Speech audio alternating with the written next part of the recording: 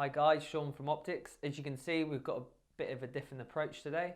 So this is a product that we don't actually usually stock. This is one that's coming on a second-hand PX scheme. So basically, you have the ability to chop in any rifle scope with us. Just send us an email, check out the website, and we'll give you a quotation. And if you're happy with it, send it in. We can PX against something we've got in stock, or we can give you cash for it. So this leads on to how this product actually got into our hands.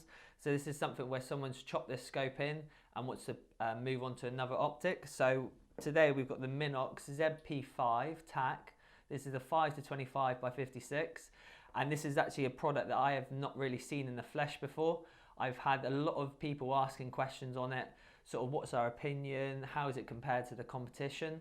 And I thought, as I've actually got one here, I thought it would be a good opportunity to do a quick video on it and just let you know our thoughts on it. So as we start from the eyepiece. It's got a fast focus adjustment on the eyepiece. It's also got a locking ring, which is just located here. This to avoid any intentional knocking while out in the field.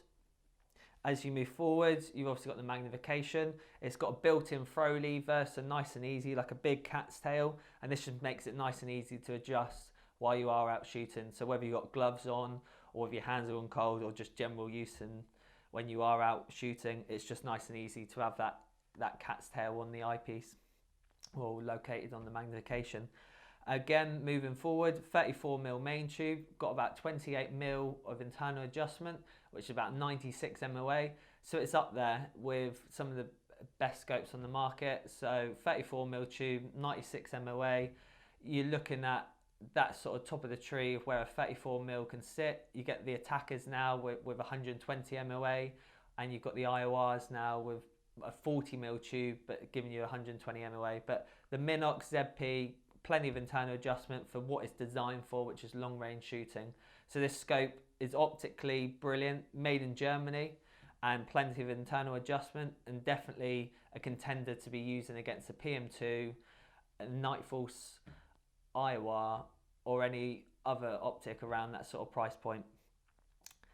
Going forward onto the turret system, we've got a double turn indicator, which is actually indicated by the bottom of the turret, where you can see here that these little holes here show that it's on its first revolution. As you then turn the turret and move on to your second revolution, these will then protrude and show that you're on your second revolution.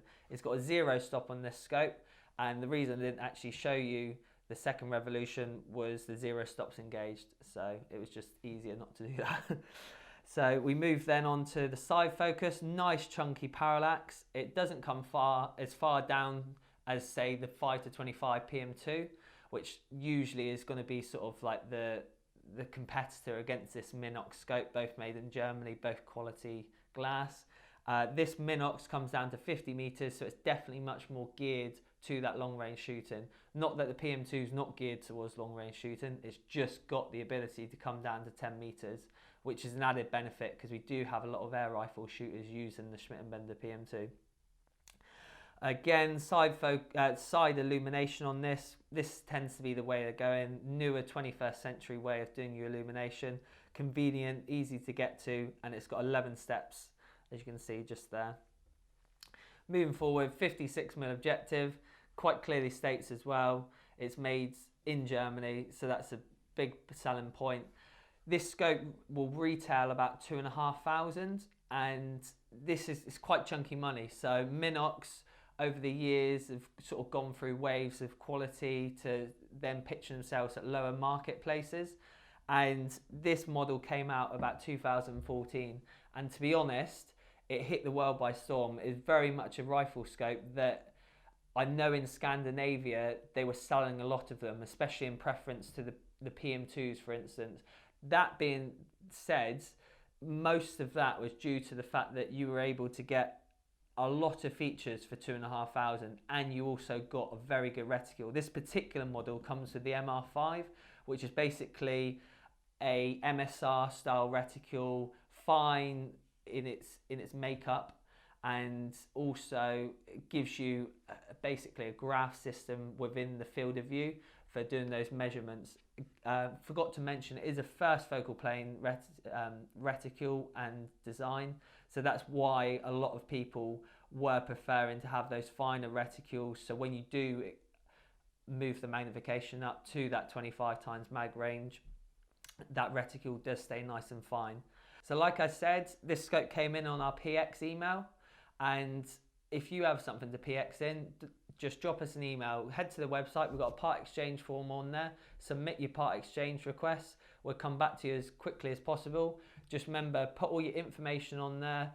Try to explain the scope in its best condition, and also just include your contact details. That email actually come through personally to me, so I'll be able to give you sort of my opinion on the price we'll be able to give you, and sort of point you in the right direction of any upgrade that you require.